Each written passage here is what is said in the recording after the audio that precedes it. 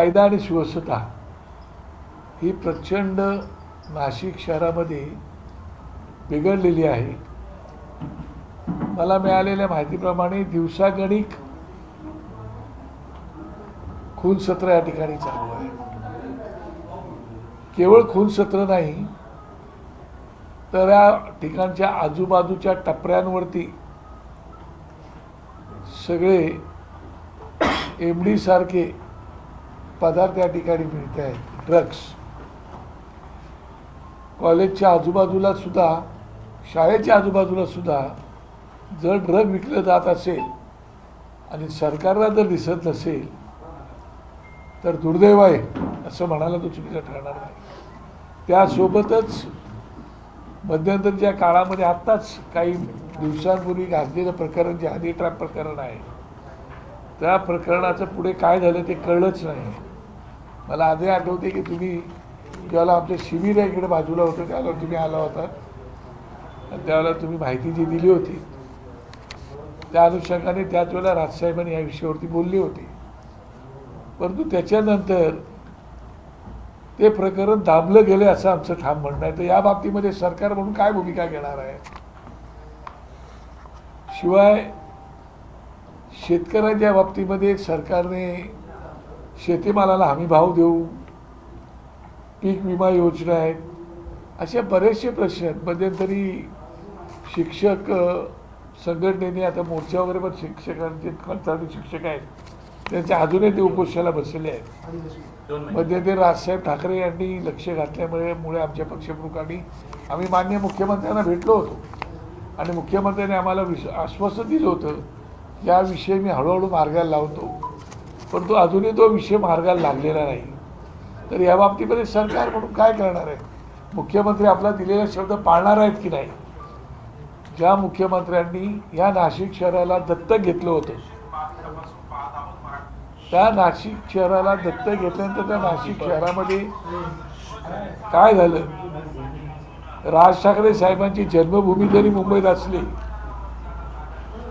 तरी त्यांनी नेहमीच कर्मभूमी म्हणून नाशिककडे पाहिलेलं आहे. नाशिकच्या बाबतीमध्ये त्यांची एक आंतरिक ओढ आहे आणि म्हणून त्यांनी नाशिकसाठी वेगवेगळे प्रकल्प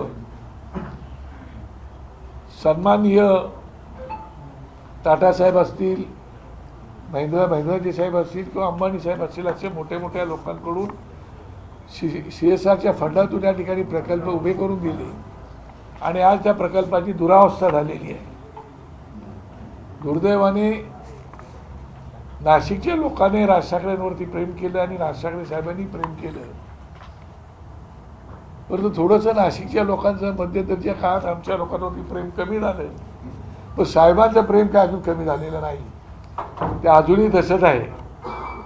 मी साहेबांचं अभिनंदन बाकी सगळ्या गोष्टीसाठी जरी करेन तरी एका गोष्टीसाठी नक्की करेन, ते म्हणजे नाशिककरांना 50 वर्ष पाण्याचा जो त्यांचा प्रश्न तो त्यांनी सोडवलेला आहे आणि त्यासाठी खास करून राजसाहेबांचं अभिनंदन मला करायला पाहिजे.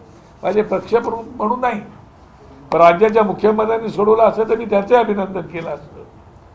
पण दुर्दैवाने मला सांगावं लागते की या नाशिकमध्ये एवढे प्रकरणं घडल्यानंतर सन्मान्य गिरीश महाजन हे स्वतःला कर्तबगार या ठिकाणचे पालकमंत्री समजतात आहे.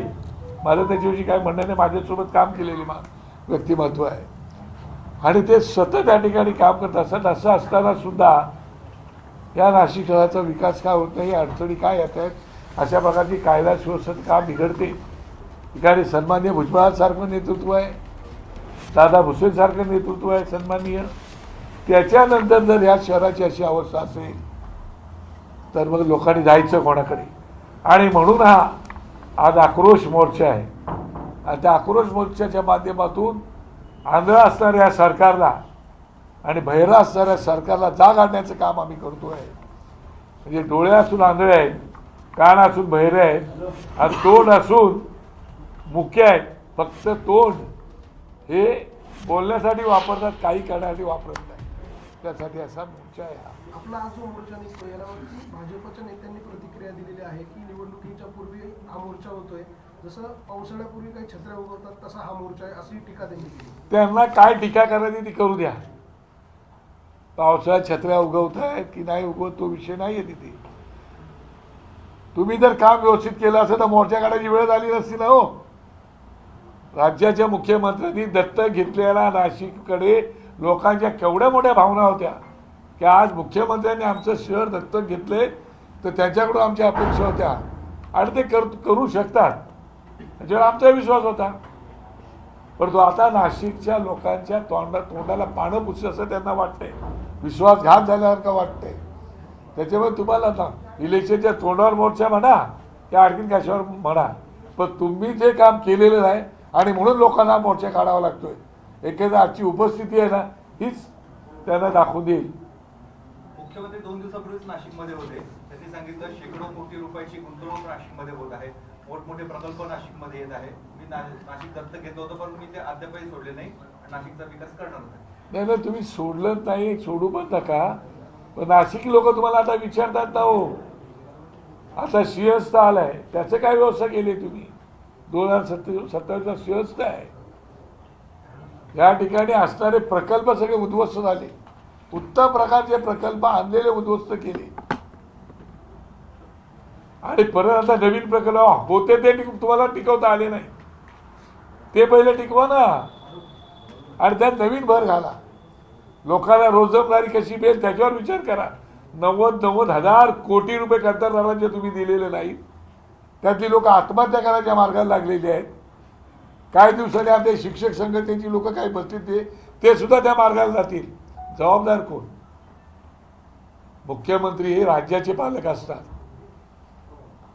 तरी पण तुम्ही नाशिक शहर पालक म्हणून घेतलं, आम्हाला आनंद वाटला की चला भले आम्ही या ठिकाणी होतो. आमचे तो सिलेक्टेड नगरसेवक होते हो, पूर्ण सत्ता तर आमच्या ताब्यात नव्हती. महापौरपद आमच्याकडे होतं. स्टँडिंग कमिटी अमुक वाटपात गेलेल्या होत्या. तरी सुद्धा राजसाहेबांनी इकडे उत्तम प्रकारचं काम केलं होतं. ते उत्तम प्रकारचं काम जरी टिकवलं असतं ना तरी आज आम्ही त्यांचं कौतुक केलं असतं. ते बॉटॅनिकल गार्डन उद्ध्वस्त झालं, तो गोदावरी तिकडे आपण उभं केलं होतं. काय काय नव्हतं उभं केलं या ठिकाणी. बाळासाहेबांचं शस्त्रकार केलं होतं. ते आपण काय राहिलं ते आम्हाला दाखवा ना. ते काही इंडिव्हिज्युअल आमच्या स्वतःसाठी केलं होतं आम्ही. नाशिक शहराची एक ओळख, नाशिक ही संतांची भूमी आहे.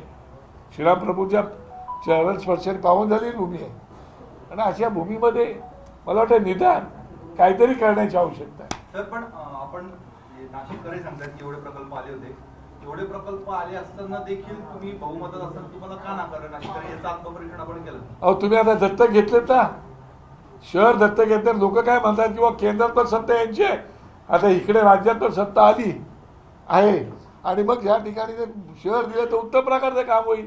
CP राधाकृष्णन जी